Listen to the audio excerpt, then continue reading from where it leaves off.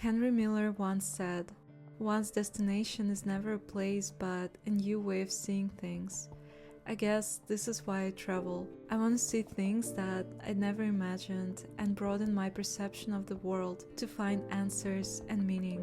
Winter is the perfect time to do that, as the nature around is still and quiet. It creates space to think and simply be. But of course, life is life, and sometimes when you expect to connect to the beauty of nature, you come across some spooky and dark things. But let me tell you everything from the beginning. When the winter came, I decided to explore Russia, the country where I was born. I went on a hiking trip to the Ural Mountains in the Perm Region. Early in the morning, to avoid crowds of tourists, we set off to see one of the most popular attractions there, the Stone Town. You probably can't see me again. It's 9 in the morning. It's kind of dark still. And we've come to the most popular natural spot of the Perm region. I have no idea what to expect, but the forest looks so unreal. It's like a winter fairy tale. And right now we are the first ones who've come here, but apparently just a little bit later there will be like crowds of tourists here. Oh my god. Also, it's minus 25 degrees Celsius right now. It's crazy. It feels like I'm walking in a freezer.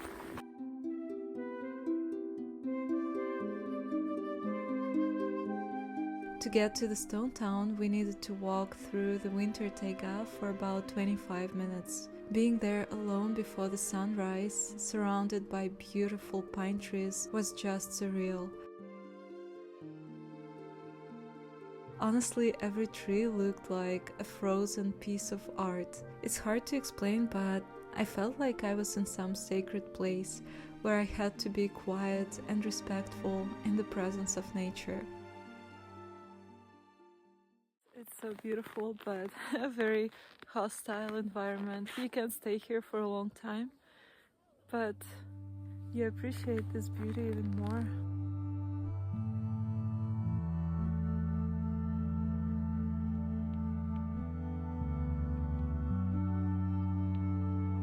Another name of this place is the Devil's Settlement. The locals also simply call it the Turtles, as some boulders here resemble these animals. In the Stone Town, we walked through the natural corridors formed by many rocks. Some scientists say that there used to be an ancient river here, flowing around these stones. There is also a legend that many years ago there was a real town here, but some wicked sorcerer turned it into stone. I don't know how much of this is true, but the atmosphere there was truly magical. However, the very low temperature that you can't really do anything about kept reminding me of the power of nature.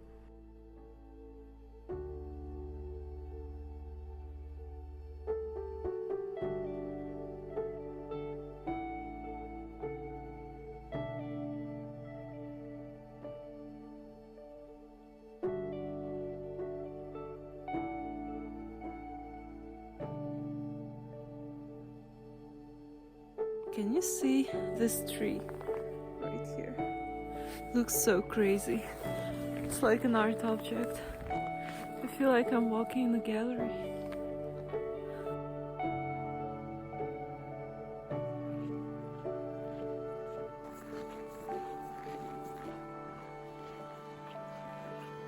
Модель, можешь повернуться?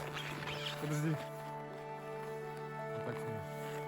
Это видео. You know, I wanted to make this epic shot that people make when they come to Russia, where their eyelashes are frozen and everything around their face is frozen, but somehow my face doesn't get frozen. I don't know what's the matter with that. Well, maybe later. But I don't feel very cold, actually.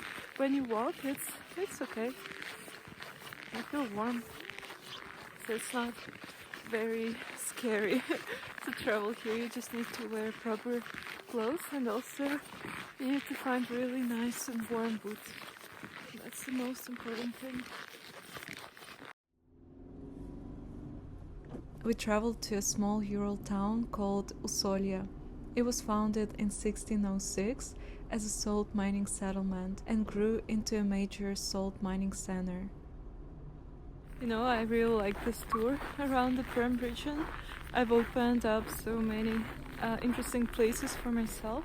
Well, we visited a lot of beautiful natural spots, but also we've passed through some small towns, and everywhere there are so many factories because they produce so many chemicals here.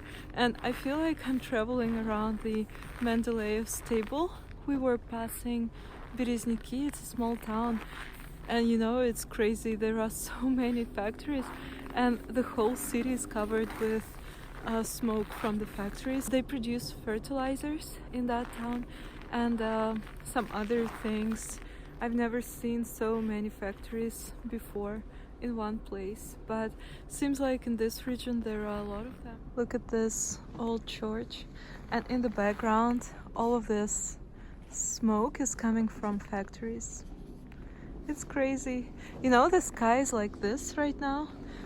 Everywhere, when we were like driving for a couple of hours, everywhere there was blue sky, but as soon as we came closer to this town, all the sky was covered with this black, dark clouds.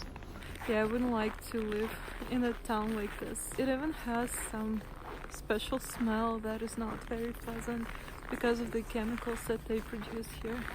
But also I heard that there are a lot of rich people who own these factories or who work in those factories.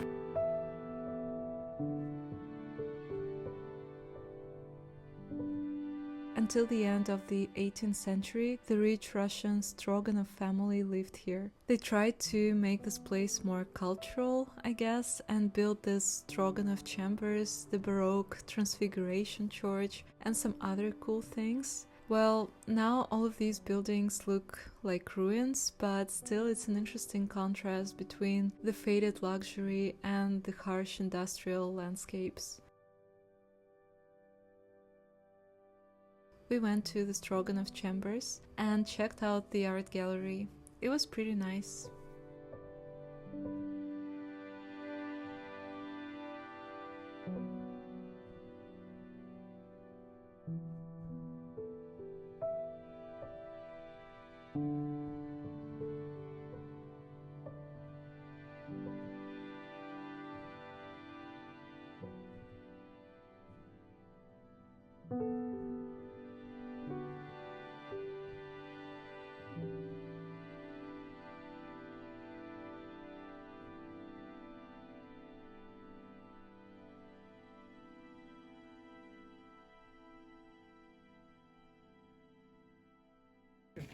Ну не бойся, ты хорошая собачка.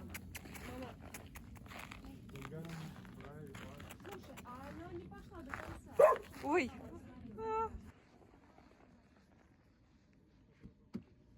On our way to see some more picturesque nature of the Ural Mountains, we passed through a little town called Berezniki. It's definitely not the most touristic destination, and frankly it had a weird vibe, but there was one interesting thing about this place. Turned out in the center of the city there is a huge hole in the ground. I couldn't film it cause there was a concrete fence around it and guards, but apparently holes like that keep appearing around the city and it's slowly sinking into the earth. It's all happening because the city was built right on top of a mine. After nearly a century of extraction, deep voids were left underneath the city. With time, underground springs filled those holes with water, and the city came crashing down.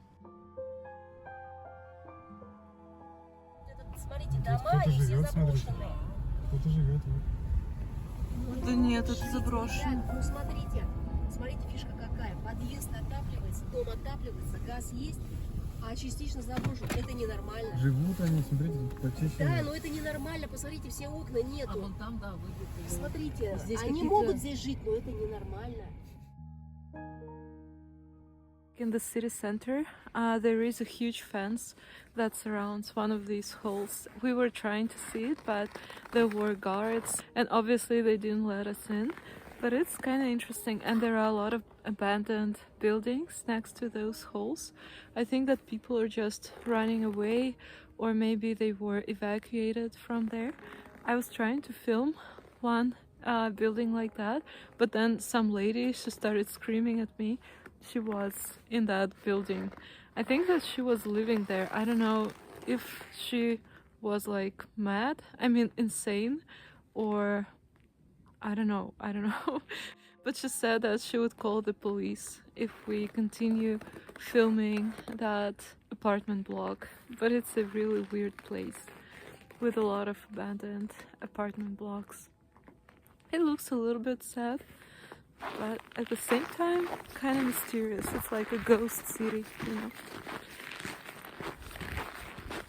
Yeah, that lady was a little concerning for me.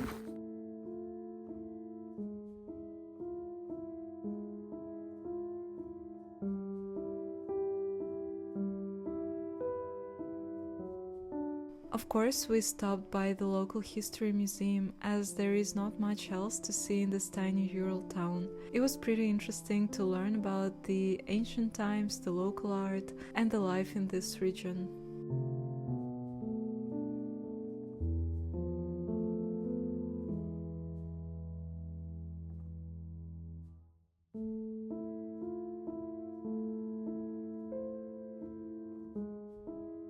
Yeah, this is a very strange city.